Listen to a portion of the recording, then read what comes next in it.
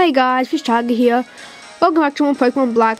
In the last part, I finished off the game. In this part, I think I'm taking well, I've already been here, but I'm going to show you what it's like in the new world. Just getting out my bike. And burst through here. Beach walking. So it's a bit hard for me to stretch across the screen and yeah, seeing it's recording kind of stuff. Yeah. It's a bit hard for me to stretch because I have to use like one hand. But anyway, I don't have to, but I do. Anyway, this is Marvelous Bridge. It was closed off before. I'm going to give you some tips on training your Pokemon. This as a start off to this video, so like we're welcoming to the other side of Unova region. And if you go to the next town after here, you will find Black City or White Forest. But anyway, Route 15. Training a Pokemon. The trainers you can have Pokemon in the mid-60s. Not kidding. They are stronger than the champions Pokemon, and they're from different regions, so they generally aren't too strong. Like their stats aren't the best, but anyway, one of the tips is just fight wild Pokemon. That's swirling. That class rustling was. Audino, go away. Audino, be gone. Yeah, that's just my luck. I hardly ever get rustling grass, but now when I get it, I don't want it, and it is interesting, isn't it? That's rustling grass, by the way. I didn't get to show that off from my LP. If you care about me running into wild Pokemon. Alright, come on, finding Pokemon which I don't want to find. I'm going to tell you, these Pokemon are in the around level 50. So they're a good training source. The Pokemon will probably be around the mid-50s when you get into this place once you've defeated the champion. Here we go, nice Kangaskhan.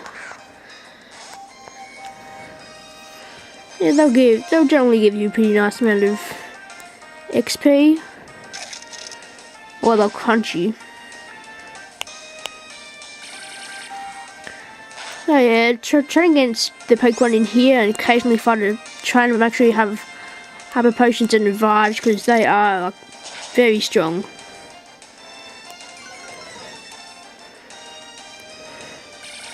But anyway, and once you've done doing that, there's a good place full of trainers. And it's not in Black City, not in this route, even though you can find about 5 here.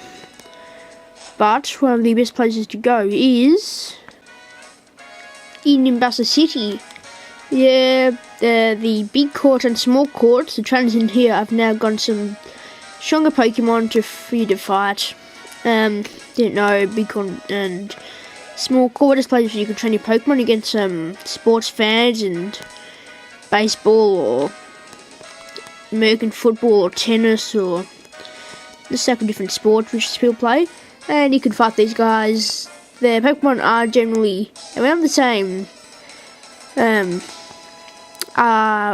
level as the other Pokemon, but they generally have not as strong. And like once I see like I said, mid 60s, but sometimes they just don't train very strong Pokemon from other regions, or they just train Unova Pokemon.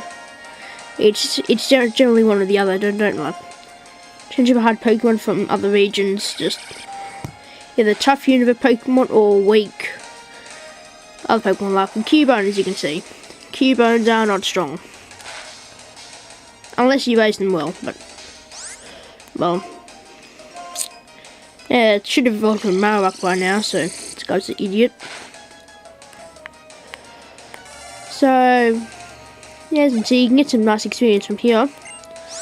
Unless you fight a Bisharp, which is unlucky for me. But anyway, that's a good place to train your Pokemon. And yeah, I'll be getting into some other stuff that you can do immediately. Not exactly immediately, but pretty soon after you get into the other half of the Unova region, which just probably wouldn't belong into its own video. So yeah, enjoy that. Alright, then I'm going to take you through some fun stuff that you can do post game. First, I figured I'll show you my team. Well, my new and improved team. I now have 6 Pokemon. I'll show you them off. And they should be around level 60. Yeah, my team's around level 60-ish. Just the same thing. So about my styles getting in the way. Anyway, so Pokemon. You probably know. So yeah, Boa, Psych, Aquaman, whatever. Archie, but I haven't sorted out these guys' moves yet, so they're not as good as they could be yet, but give them time. New Pokemon is Pippi, my Cloyster, which I raised on my shoulder, of course. Well, not of course, you could find a Cloyster, if you're really lucky, with bibbles in the water, and you do stuff there. Yeah, I'm getting confused. Anyway, it's Pippi, and this is Snakeicide, which is my Survivor.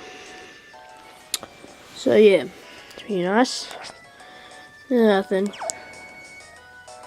right, let's quickly show out my team for this upcoming battle. Actually, not an important battle, but like I said, fun stuff that you can do post game is fight some people who you've had some trades with. Now, of course, you can have a trade in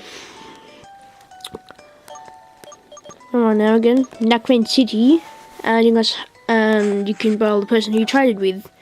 Have to trade a Cotoni or a Petalil for a Petalil or a Cotoni. You can also battle somebody who would have given a Minccino to, and he would have given you a Basilisk.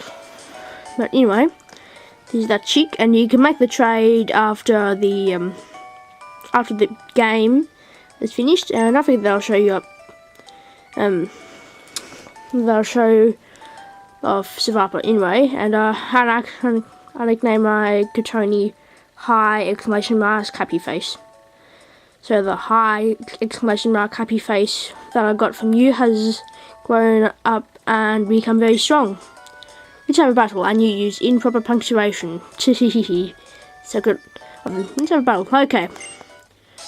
And she'll show off how well she trained your Pokemon. I'm not going to go through what moves these guys have, but and he keeps your nickname as well.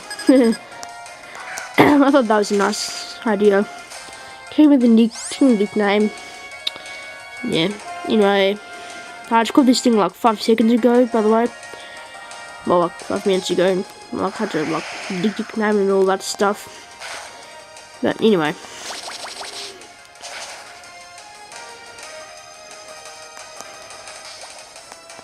Yeah. One hit KO, sort of. I don't know. Yep, so the Pokemon will have evolved and become fairly strong.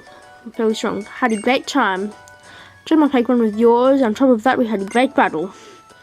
I'm so happy to be with Pokemon.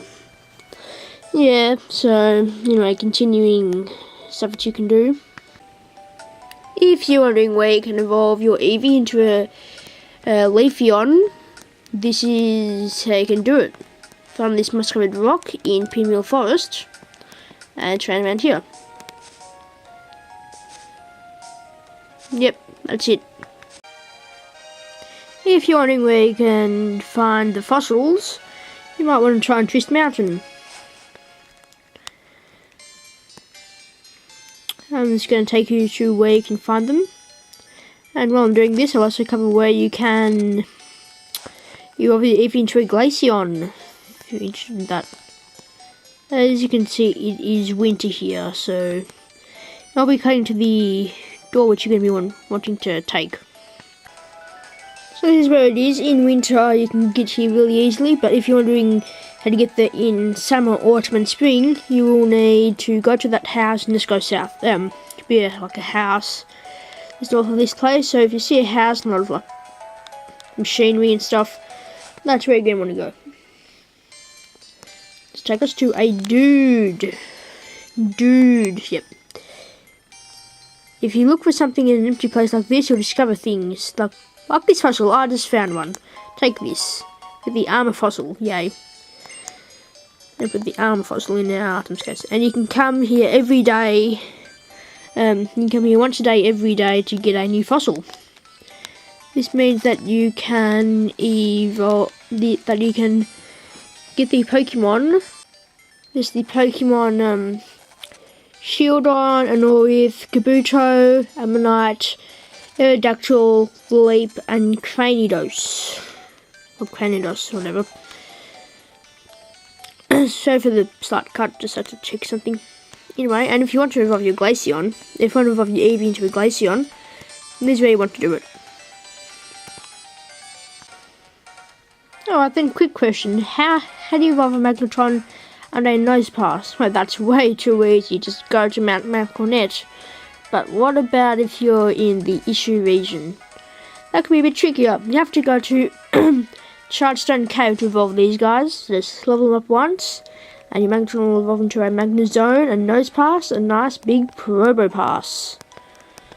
That's how you do it. Speaking of Pokemon evolution, what's one of the more irritating ways of evolving a Pokemon? Giving it an item and trading it. That can be a bit of a pain. But in this game, where are you supposed to get those items? Well, this dude here might help. Every day he'll give you an item. These can be like big pearls, the flutes. What else can you get from him? Heart scales and lucky eggs. You know, those kind of items. They're mainly held items for specific Pokemon.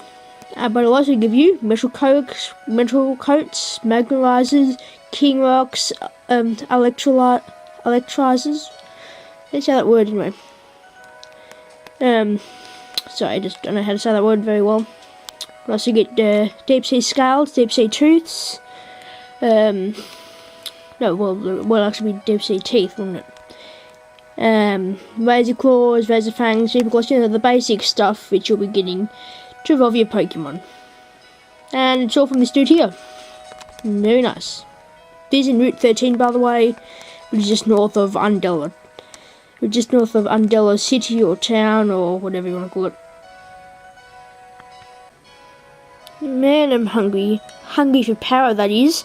You know, you can remember those ultimate moves, you know, Blast Burn, Frenzy Plant, Hydro Blast. Well, where can you get those?